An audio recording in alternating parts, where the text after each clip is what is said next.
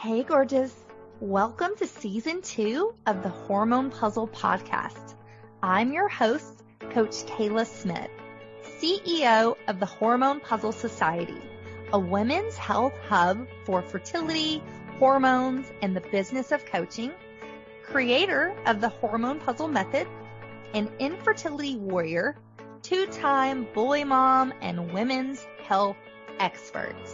This podcast is for women struggling with infertility, painful periods, terrible PMS, or really just any symptom of hormone imbalance that they are ready to eliminate for good.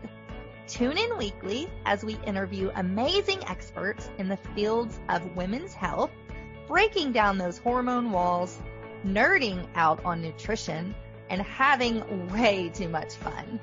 Whether you're beginning your journey or you've been struggling for years, we're going to finally help you put those pieces of your hormone puzzle back together so that you can get pregnant and eliminate those pesky symptoms for good. Are you ready? This season is packed with even more expert guests sharing groundbreaking knowledge, giving you that jolt of energy that you so desperately need, sending you lots of virtual hugs, and inspiring you to take your fertility into your own hands and make that baby. Thank you so much for tuning in. Now let's get started on your road to transformation. On today's show, I'm talking to April Davis, who is the founder and creator of the Vagina Blog. The Vagina Blog is a podcast and a periodical, and April is a compelling speaker, creative consultant, visual artist, and wordsmith. She's been featured in magazines, on podcasts, on stages, sharing her vision, humor, and knowledge. Her passion and drive has created an entire community around the female body and health. She empowers women and the vagina owners to love themselves fully. April focuses on bringing light to a taboo topic that, quite honestly, we just don't talk enough about. Things like periods and sex, along with self-love and positivity. April and I had an amazing conversation, and I cannot wait to welcome her to the show. Make sure you stay for the entire show to receive a gift from our sponsor, Oova. Hey, April. Thanks for joining us. Welcome to the show. Thank you so much for having me. Yes, I love it. Well, tell us a little bit more about who you are and kind of what you do. So I'm April Davis. I own the Vagina Blog, which is essentially an all-encompassing female body health platform. I have a background in emergency medicine and also working for a certified nurse midwife doing birth as her assistant. And then also I worked as a doula and a birth photographer. And along those journeys, learned so much about my menstrual cycle and how to track my fertility and breast health, birth control. I mean, you name it. I also have 3 kids of my own. So I've gathered a lot of information over the years. And when I made the decision to retire from birth work, I needed a place to put all of it. So the Vagina Blog was born. I love it. What a fun title too. I mean, who doesn't want to read about your vagina? I mean, come on. Exactly. I love it. Makes it really easy and to the point. Yes. There's no question about what it's about. Exactly. And you had your own struggle with fertility. So you want to share a little bit about that with us? Okay. So I'm actually fertility wise, no, I am beyond lucky, especially. So I did have hormone issues. I do have hormone issues. Yes. So, I have PCOS, and I actually kind of love to tell people that with PCOS and blatantly having it, I got pregnant very easily with all 3 of my children, and it is possible. And I wasn't always even as healthy as I could have been, and I still was able to get pregnant. So fertility wise, I've been really lucky, but PCOS wise, it is obnoxious and it's like a long-term game of like, am I taking all the right supplements? Are they all hitting the right way? Am I getting enough sleep? Am I doing enough stress relief? Am I doing, like it's a hormone game all day, every day. Yes. And so what do you think attributed to you kind of managing your PCOS so you could get pregnant? Was there any one thing that you're like, I ate this way or took this supplement or like a combination of all of it? I didn't know I had it. Okay. There you go. Sometimes It's so funny. So ignorance is bliss. No, hindsight's 2020 for sure, because I went in as like a 19-year-old with really horrible cystic pain, and they just said, "Oh, you probably have cysts. Here's birth control." Oh, God. Like, looking back, I shouldn't have been able to get pregnant like I did, based on like, especially like, wasn't eating particularly well or anything, and was able to get pregnant. I was younger too, which I think helps. I mean, I had my first baby at 25. Okay. And so I don't know, like, I look back now and I just feel really lucky, to be totally honest. I did not get diagnosed officially until after I had my third baby. Wow. And I'm done having kids. So, I mean, yeah. So like, but I look back and I'm like, oh my gosh, I blatantly have had PCOS this whole time. I have such classic symptoms. Oh, wow. And issues. And like, so yeah, I'm really, really lucky. Yeah. Well, I'm glad you say that too, because I do have a lot of women that are in my programs and that listen to this show that have PCOS, and they almost see it as like a, like a death sentence. Like, oh my gosh, I'm never going to get pregnant. Yes. And I mean, the doctors just scare the heck out of you when you have that condition. And yes. There is hope. Well, it's one of the reasons. Yes. This is kind of why I want to talk about this like this way. I hate to be, I don't want to say braggy, where it's just like, oh, it was so easy for me. But guys, it was. And I do have PCOS. It doesn't mean that you won't be able to have kids. I hate that they put that death sentence on people when they get diagnosed, because I didn't know. I wasn't super great at taking good care of myself, and I got pregnant. So yes, I'm so happy that you say that. And so this show is really about, kind of like holistically healing your body and balancing your hormones so that you can either get pregnant, you can be free of symptoms, you can thrive during menopause. So let's kind of talk about that. How can you work with your menstrual cycle instead of against it? Oh, I love this topic so much. Me too. So, right. Yeah. So I got the opportunity to meet Laura Brydon, the author of. I'm trying to get her on my show. If you have any connection, she is my favorite. Best. Oh God. So I met her. Yes, Period Repair Manual. That was the exact book I was just going to bring up. So the Period Repair Manual, you guys, is the greatest book. If you are having issues with your period, that is such a great place to start. So I sat down next to her and I said, Laura, holy cow, I'm so excited to meet you.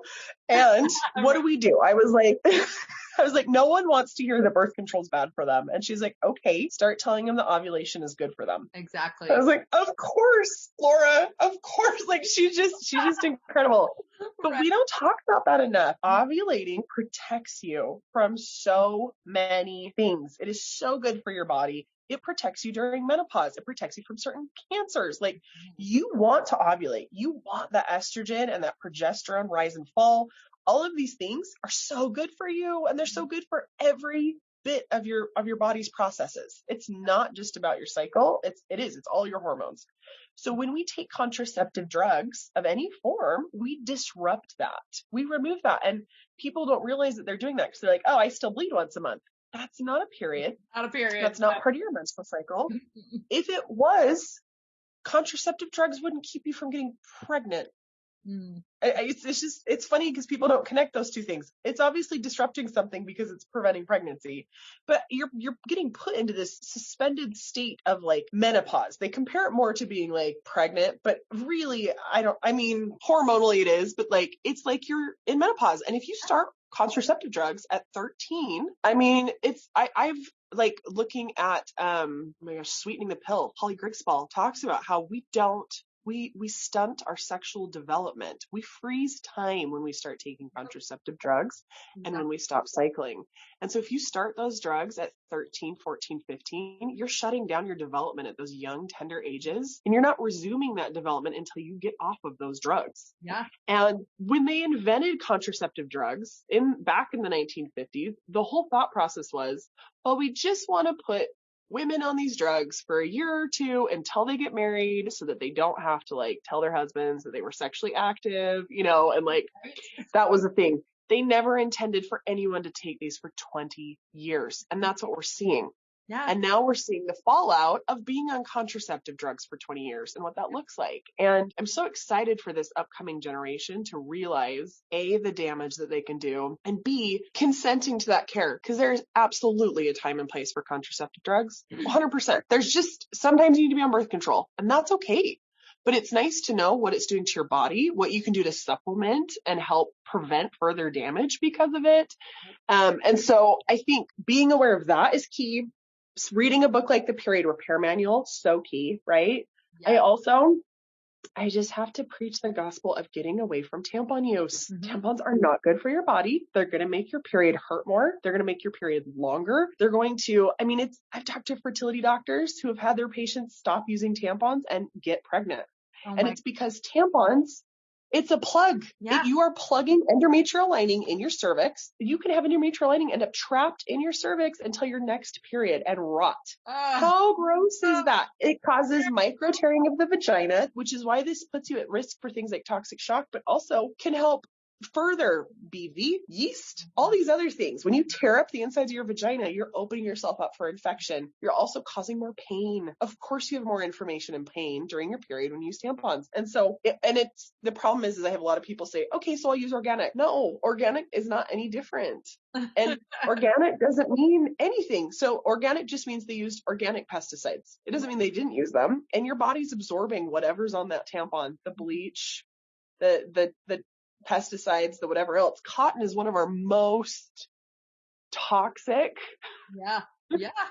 plants when it becomes processed, and we're shoving that up in our vaginas into our mucous membranes. We're tearing up the walls of our vagina in the process. Wow. If you want easier periods, get away from tampons. Use period panties, use pads, use menstrual cups and discs. Yeah. They're bad news, and especially even for fertility. Like I said, if fertility is an issue, try getting away from tampons. That might be the teeny tiny trick you need to get pregnant, I know. And it's so funny you say that too, because I always preach that. Like, it could be one small little tweak. You don't have to overhaul your whole life. That could be the one that makes all the difference. So I love that you're talking about this. And not enough people So what a wonderful topic for this show. I feel bad because I'm like, this is all stuff people don't want to hear. They're usually typically comfortable with tampon use. So they're like, oh, don't tell me that. And then I'm like, also don't use birth control. And they're like, what? It makes me unpopular so quickly. But I just want to hold everyone's hand and tell them, like, there is a better way. Yeah. You can learn and unlearn all of these things. There is a better way. Once you get away from tampon use, you will be so happy. I promise. There's only good things. And then same with getting to know your cycle and allowing your body to cycle. And like I said, I understand there's a time and a place for contraceptive drugs. I never want to deny that, because I've taken them when I've needed them. Like a pregnancy was really risky for me because I have hyperemesis while I'm pregnant. And so I did Mirena. That was just my reality, And so anyway, and then in terms of working with your cycle, I love to talk about the seasons of your cycle. When we go through maturation in 5th grade, they basically sit you down. They say, you bleed once a month and it sucks. Here's all the products to take care of this gross thing that happens to you. And really, unless you look for it, you typically don't get a whole lot more information, beyond like, and you have to do this so you can get pregnant one day. No one talks about your follicular phase and your luteal phase or the strengths that come with that. And we have this amazing set of superpowers that if we key into them, we can utilize. They can benefit you in your personal life, in your business life, in your family life. And the peace that comes from loving and respecting your body in this way, there's nothing like it. Right. And it's incredible. Yeah. I love that you're talking about this too, because we talk about cycle syncing a lot on this show. I talk about it a lot on my website and my messaging. I think it is such a powerful thing if you can get into doing it. And it's almost like you are like listening to what your body needs naturally, and you're just flowing with that body. And so it's a holistic way of living. So I love that. Very so holistic. And the thing I like to talk about too, so our society is inherently masculine. It is not that masculinity is bad. We are not masculine. We are feminine. So when I talk about masculinity, it's not. Masculinity is great for those that are masculine, right? Which is typically men, right? Yeah. So embracing your femininity, it looks a lot like embracing your menstrual cycle and working with it, because, what we were taught growing up is anything men can do, I can do bleeding, right? And I can power through this, and I can go, and I can do. And everything that I'm worth is my accomplishments. That is all masculine. I love using the example of the U.S. the soccer team. They started charting all of their player cycles, and then they started to train them differently based on where they were at in their cycle, feed them differently, have them sleep different hours. And they started treating them like women instead of men, right? Instead of training them just like they were men, which male training looks a lot like getting up at the same time, doing the same things, working out super hard, eating this every single day, because their hormone cycle is 24 hours. That works great for them. That's the best. So when you're working with a female athlete, that does not work for them. Right. It really doesn't. When you're menstruating, that's our inner winter. I love bringing the seasons into this, right? That's a time of hibernation. That's a time of introspection. This is a great time to do problem solving in your life too, right? And to be really introspective and to work with that. As we come out of our menstrual phase, we go into our follicular phase, our inner spring. This is when we have a lot of energy. This is a time to tackle projects, clean out the garage, lift heavy, run long, really push ourselves. Yep. That week after too, when we're ovulating, same thing. We're pushing ourselves. We're working hard. We're projects, right? And then as we head into our luteal phase, we start to get tired. We go through an existential crisis. This is when you start to see PMS symptoms, if that's something you suffer from.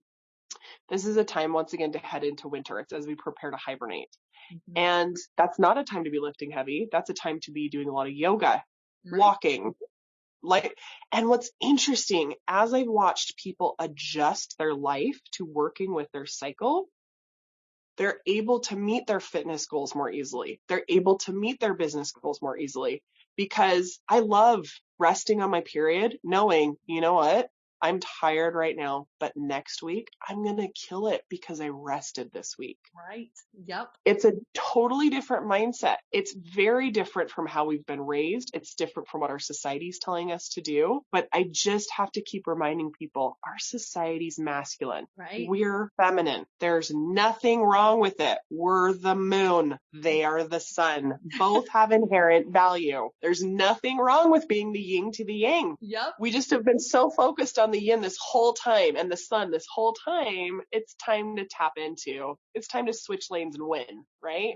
Exactly. And it even, boosts your fertility. It helps you with your fertility. Oh, you're paying attention so much. To the exercise piece, the food piece.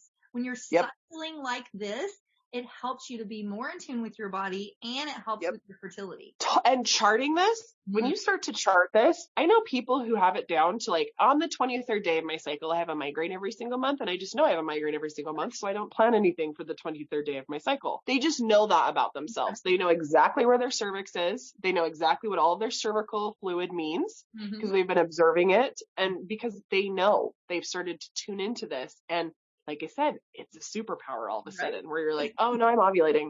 Like, I'm going to go out and I'm going to party tonight. I'm going to feel confident and sexy. And like, you have this superpower during ovulation, right? And like, I love this, and I love the idea of teaching our daughters this way of thinking. Yes, this should be taught in every sex ed course starting in elementary school. We need to learn how to listen to our bodies and how to cycle sync. It's so very important. Yep. It's not being taught. Definitely. They teach it your period's something bad. It's something to be dreaded. Let's shove some toxic chemicals up there and wait for it to pass. And no. Plug it up, shave everything off. Like, it's, tuck it all away, because, now you're sexual. Maturation, puberty's hard. We've made it way too hard on girls, and it's time to start showing them the superpowers that they have. And there's other things too. Like, I love the book Taking Charge of Your Fertility. Huge fan of that book. I think every 14-year-old should read it. It is not just about using charting as a birth control. It is about using charting to live your life and to see these superpowers that I, talk about. But there's simple things like this too. When you start charting and observing this, I've known people who have realized that they're getting pregnant every month, but that they have a short luteal phase. And so because of the short luteal phase, they're miscarrying, but it looks like a period. So they're not catching it. And of course, what's a doctor going to do? They're going to throw you on Clomid. Yep. When in reality, if your luteal phase is short like that, I've had a friend, she just used progesterone cream 1 month, stayed pregnant. Wow. How simple and easy is that if you start to observe what's really going on in your cycle? So without having to do major medical intervention and using lotion, Right? She stayed pregnant. I love that. Oh my goodness. I love it. So let's talk a little more about the vagina. What's kind of like your top 3 tips for having a healthy vagina? Don't use tampons, right? Let's just avoid putting things in our vagina that are not safe for our vagina, right? I think that's probably the best. Right. Do not douche ever with anything. I mean, it is like, just don't do it. Just never, ever, ever do anything like that. Avoid tampon use. They are so damaging. And look at your lubricants and see what's in them. Mm-hmm. You know, if you don't want it in your mouth, you probably shouldn't be putting it in your vagina. Right. When it comes to like lube, especially, I'm loving that we're seeing better lubricants on the market, and sex toys too are becoming more and more body safe. It's so exciting. What do you think about coconut oil as a lubricant? Hey, I love it. Okay. I have read things that make it like sound like it's questionable, but I've used it forever. Okay. I love coconut oil, just straight up out of the jar. Mm-hmm. There's nothing. It's the best. One of my favorite lubricants is Coconut, and they are a coconut oil based lubricant, and they have a water and an oil based and a CBD lube, and anything they put out is just the best. I think I've tried that, and I wanted to say that it was very, like, it was not to get too graphic, but it's hard to come out of the bottle. It's like hard. Is there a trick to getting it? You kind of have to like warm it up because it's got that coconut oil. Yeah. Uh-huh. Okay. We've only done it a couple times, but good to know. Yeah. Well, and I adore too. Toka is another brand of CBD lubricant. It comes in a spray, which is so beyond handy. It's that and Faria are both spray lubricants. And I just can't tell you how nice it is and handy it is to just grab that, right? Spray a couple sprays, and then easy peasy, you know? Oh, love it. Love it.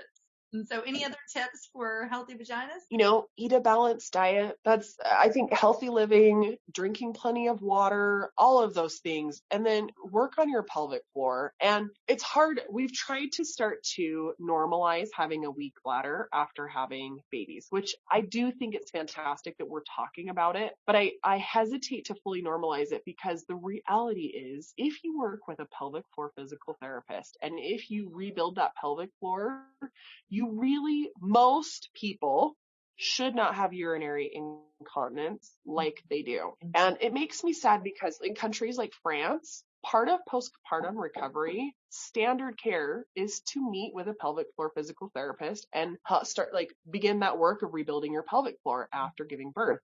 We don't do that here, and it's super frustrating. Wow. That is very frustrating. Hey y'all, it's Coach Kayla here. I hope you are loving this episode as much as I am. We will be back in just a minute, but first, a word from our sponsors.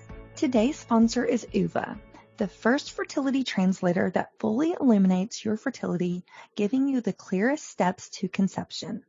Oova's at-home urine test measures both luteinizing hormone and progesterone to inform you of your most fertile days and confirm that you released an egg this cycle. Oova does all the interpreting within seconds, revealing action plans with every hormone reading. You get wellness guidance and also know when to have sex or eat chocolate and tune out. Founded by doctors and backed by Mount Sinai Hospital, Oova ensures each data point is valuable to patients and healthcare providers. For more information, visit their website at oova.life or at oovalife on Instagram.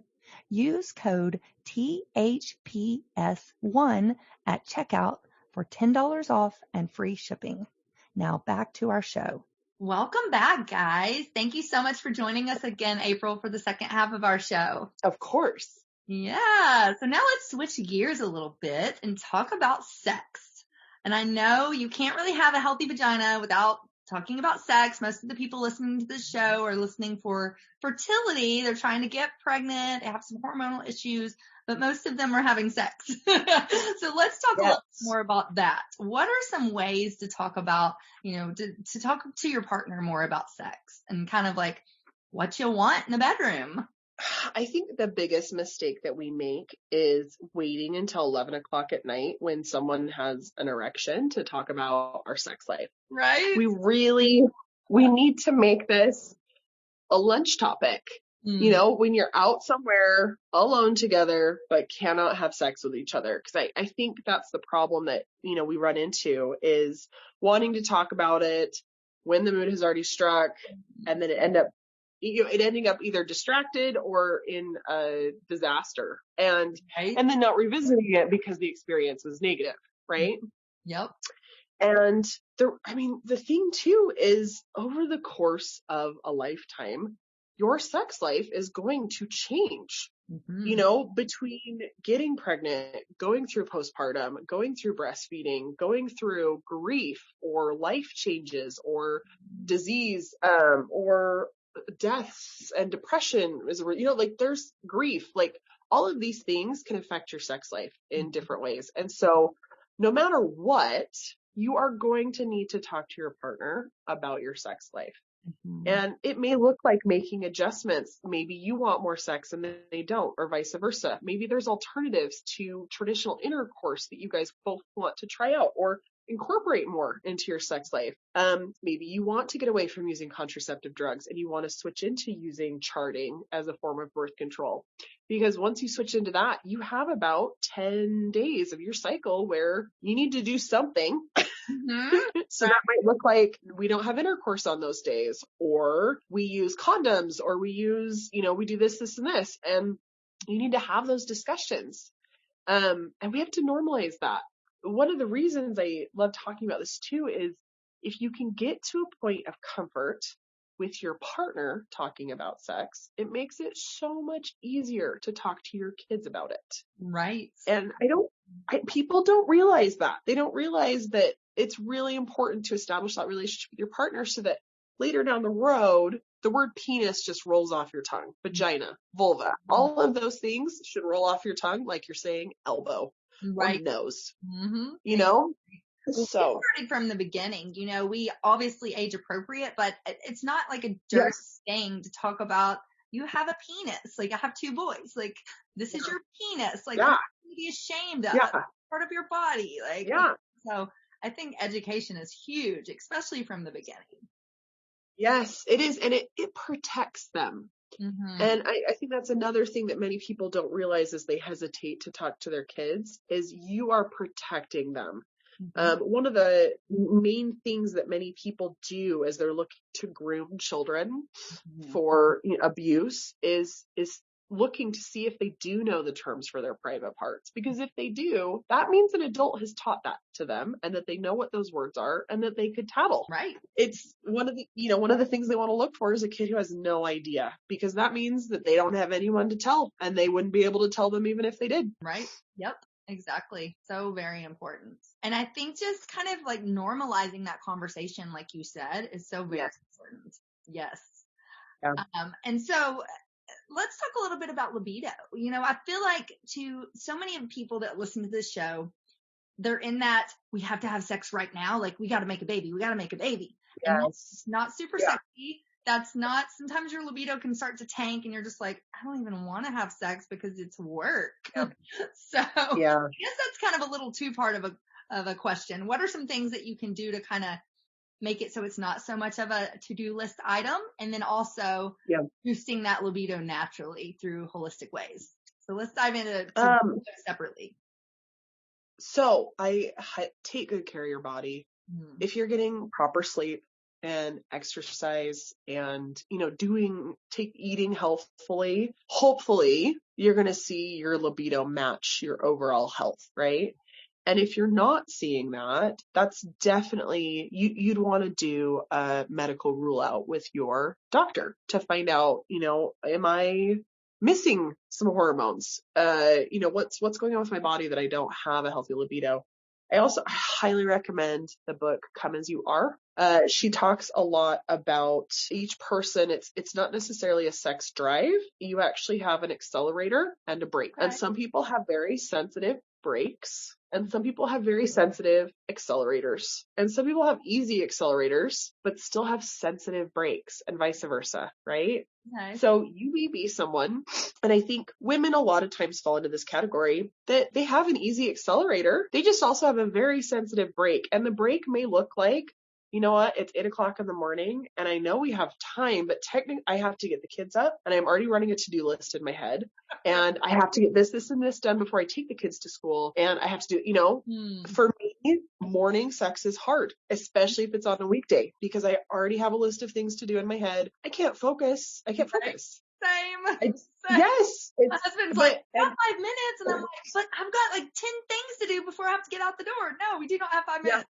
Yeah. And I think it's okay to just recognize that in yourself. And this is a great conversation to have with your husband, right? Where it's just like, hey, I don't want you to feel like I'm rejecting you. Morning sex is just really hard for me. If you want to try and do it, you got to go into it knowing that I'm in the wrong headspace for sex in the morning. And so, whereas at night, when I've tucked my kids in bed, the dishes are in the dishwasher, the counters are cleared, the house is put back together. Yep. I'm wide open for sex because my brain is shutting all of those things down. It's putting all those things to bed, and I can actually open up my mind to think about other things. Yeah. We just don't think through how mental this is for everybody, because my husband has these same struggles. If his anxiety is high, his libido's gone. Right. And so he has to do the same mental work of putting all of his anxieties to bed before he can embrace or engage in any sort of sexual activity. It doesn't work for him. And especially where I had such high risk pregnancies, he really, really struggled knowing that the act we were about to participate in could result in pregnancy. And it caused a lot of anxiety for him. Getting a vasectomy has been the greatest thing he's done, because right. It's really helped our sex life, because, now that's just not as big of a concern for him. Too funny. I know. We started doing at least weekly, like on the calendar. Once the kids are in bed, Yes. the dishes are done, Yep. Friday night is our night. Yep. So, yeah. Well, and scheduling works really well for some people. It's funny because as I've talked to people across the board, it's hilarious because some people, that's perfect. It's something to look forward to. They already know it's going to happen. So easy. Other people, it causes its own anxiety. So I'm like, you really have to find what method's going to work best for you. And I love to, I would say, my husband and I have we've talked about it, but it's almost an unspoken agreement of we would really like this to happen twice a week. It's probably going to happen on the weekend. We'll pick a random weekday when it happens. We'll let it go if it doesn't, but if it keeps not happening, then we're going to talk about it. Yeah. We're the same way. Spontaneous midweek, but usually it's the week. Usually it's pretty similar days each week. So, but finding what works for you is what I hear you saying. Find what works for you in your relationship. Totally. And I have friends, it's a daily, that's what they do every night before they go to bed. I have other people who are no, we really are more monthly type people. And it's a big deal on the one night a month that we do this. But the thing is, if both partners are happy, you don't need any influences from outside telling you how often you need to have sex. What you need to do is talk to your partner about it and make sure everyone's happy. And I highly recommend make it easy for you to say yes to. It might look like, I don't want to have full on intercourse, but I would be really open to the idea of mutual masturbation tonight, or what if we did this, or, there's so many other great things you can do than just traditional intercourse. Play with toys. You can, get creative, going curious, have fun with it, but make that yes really easy. Yes. And that leads me my next topic is, a lot of people on the show, like we talked about earlier, are trying to get pregnant. And so what are some of your suggestions for maybe helping to get in the mood so it's not such a forced thing? Realize that it's a mental game. And I think create positive sexual experiences so that when you're okay, I'm ovulating, which embrace the ovulation. Your ovulation should naturally bring about a libido boost. And I think when you're aware of that and when you try to really embrace that, hopefully you will see that libido boost with ovulating. So as you head into ovulation, try to embrace that, and then build enough positive sexual experiences that when you think about sex, it is surrounded by a glow of positive light. And those positive sexual experiences, they don't even necessarily have to be intercourse. Like I said, they might be masturbating together. They might be using toys with each other. They might be, other sexual acts that are pleasurable. Chase pleasure, not orgasm, not any of this other stuff. Chase pleasure. And I think if you do that and build that in your relationship, when it comes to, okay, we actually do really actually have to have intercourse because that's how to get pregnant. Right. It just gets tied into all of this enjoyable stuff that you've been participating in. You know, you have those positive experiences to draw from and help you get in the mood. And I think realizing it too, it's a mental game. Like I remember I had this up on my stories and I'd forgotten about it. And it's in one of my highlights. I was reviewing them and I had talked about how my husband surprised me. He came home at noon one day. All my kids were out of the house and I was working on a million different projects, but my husband never comes home at noon and surprises me with sex. It's like my favorite thing. And I just remember I took a moment and I was like, okay, give me 5 minutes. I just need to go into the bathroom and I just need to just turn off everything else in my brain. And just refocus on what's about to happen here because I really want to enjoy this. I want this to happen. And I had to do that. And I think people, it's not a spontaneous, it's not fairy tale. It's not, we've made sex into all these things and it can't always be a fairy tale. Right. It won't always be perfectly spontaneous and romantic. And it's okay if it takes you a second to really get there, even if it is spontaneous and romantic. Right. You know, there's nothing wrong with that. That doesn't mean anything about you or your partner or anything else. You're not doing it wrong. Sex is not always this easy, spontaneous thing. Yeah. So I took that minute, got my head in the game, had fantastic sex with my husband, and able to dive right back into what I was working on. I love it. I love it. And I always encourage my clients too, and people listening to this show, you know, make it less about we have to make a baby and more about I want to connect with my husband. Maybe I want to go on a date. Maybe we want to go, you know, watch a movie and hold hands and then kind of do some back rubs and getting into the mood and we're having sex because we want to and because it's fun, not because we're trying this baby. Yes. Romanticize your life. Yes. Yes. I love it. Aw. Well, tell us a little more about where we can find you.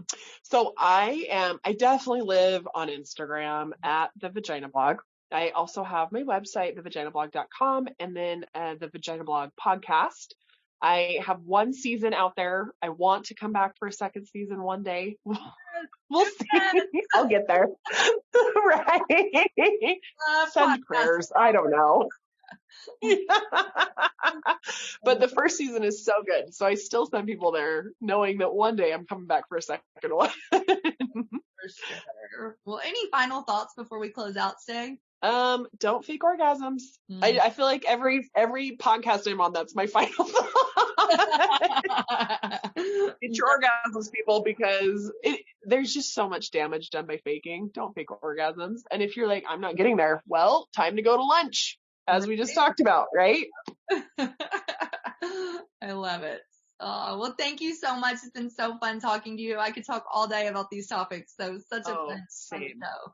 Thank you so much. Thank you for having me. Yes. All right, guys. Thanks for listening. Until next time, thanks for listening to the Hormone P.U.Z.Z.L.E Podcast. Bye. I hope you absolutely loved our show today.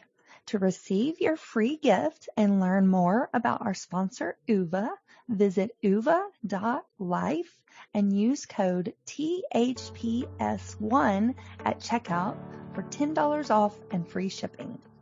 Hey, hang on just 1 second before you go. I want to make sure that you are aware of all of the amazing free resources that I have for you on my website at CoachKayla.com.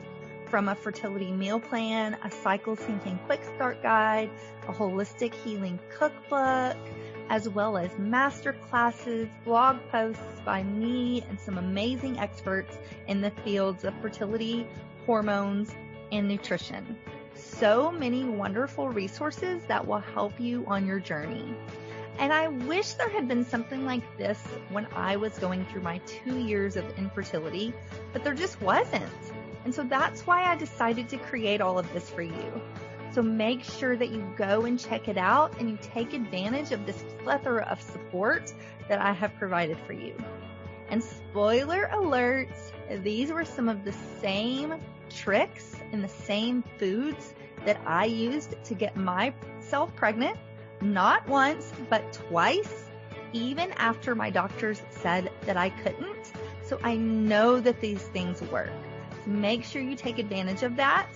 and I cannot wait for you to be my next success story. So thanks, love. See you soon. Thanks for tuning in today to the Hormone Puzzle Podcast. Check out the show notes for today's episode at CoachKayla.com. If you like what you hear, please subscribe and leave a review. Thanks for hanging out with me, and I'll see you next week.